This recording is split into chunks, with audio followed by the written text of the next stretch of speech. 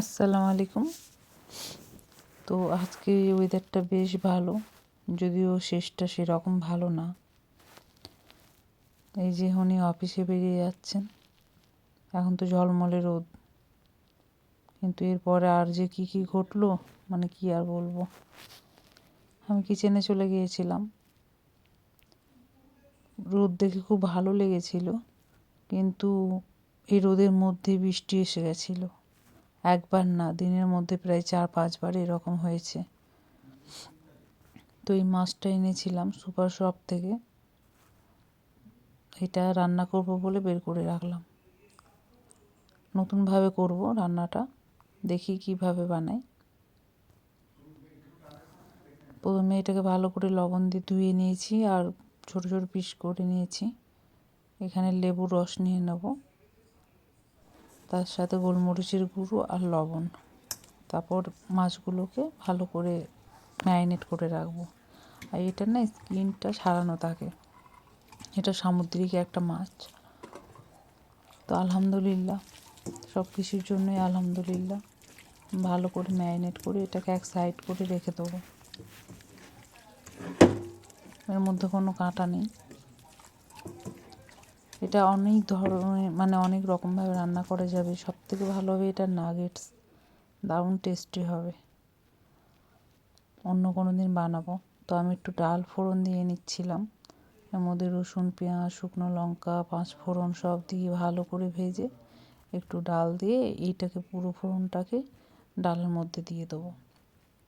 খুব ভালো হয়, এরকমভাবে একবার বানিয়ে দেখবেন, নিখাত ভালো হবে খেতে, আর গন্ধটা পুরো ঘরে ছড়িয়ে পড়ে। এর মধ্যে টমেটোও দেওয়া যায়। তারপর আমি আর একটা কড়াই বসিয়ে নিয়েছি, এদিকে কাটিংগুলো করে নিয়েছি। অনেকটা পরিমাণের পেঁয়াজ ডুমো ডুমো করে কেটেছি। ডুমো ডুমো মানে ওই চিলি চিকেনের যেরকম হয় ওরকম, বা তার থেকে একটু ছোট। কাঁচা লঙ্কা, আদা, রসুন। এখানে আমি মাছগুলোকে ভেজে নেব, খুব ভালোভাবে ভেজে নেব।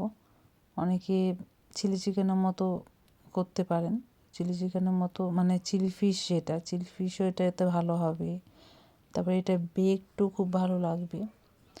এছাড়া এটা নাগেটস হবে, আরও বিভিন্ন ধরনের হবে। এটাতে ফিশ ফ্রাই হবে। তা আমি খুব ভালো করে মাছগুলোকে ভেজে নিচ্ছিলাম। এই মাছটা না ভীষণ নরম। তো ভাজা হয়ে গেছে, এবার ওই তেলের মধ্যে আমি রসুন, আদা, কাঁচা লঙ্কা সবটা দিয়ে একটু ভেজে নেব। এই যে লাস্ট টাইমে আদাটা দিয়ে দিলাম। আমি 2বার বেরোতে চেয়েছিলাম, 2বার না 3বার, আমার একটা কাজ ছিল বাইরে। কিন্তু যখন যখন আমি বেরোতে গেছি এত ঝলমলে রোদ দেখে, তখন বৃষ্টির আগমন, কালো মেঘ দিয়ে একদম। তো ভাগ্যিস বের হয়নি, নাহলে আমাকে ভিজতে হতো। কারণ এখানে বাইরে যে পরিমাণ হাওয়া দেয়, মানে তাতে আমার রক্ষে হতো না।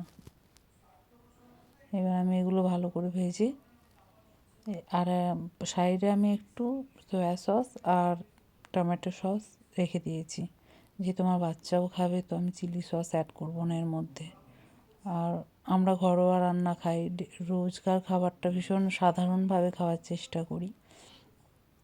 তাই যতটা মানে সাধারণ আর সহজ যেগুলো পাওয়া যায়, মানে প্রসেস ফুডটা না, মানে যে কোনো প্রসেস জিনিস আমি ইউজ করতে চাই না।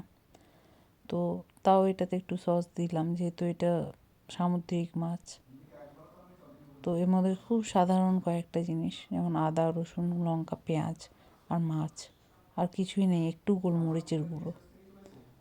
তো ভালো করে ওগুলোকে আমি একটু সটে করে এর মধ্যে ওই ভাজা মাছটাকে অ্যাড করে ভালো করে ফুটিয়ে নেব। আর এদিকে এই স্ট্রবেরিটা না 2 থেকে 3 দিনের মধ্যে না খেয়ে নিলে নষ্ট হয়ে যায়। তো আমার মনে পড়লো যে কয়েকটা থেকে গেছিলো, তাই আমি কটা কেটে রাখলাম, কেউ না কেউ খেয়ে নেবে কেটে রাখলে, না হলে এগুলো নষ্ট হয়ে যাবে। 2-3 দিন হয়ে গেছে।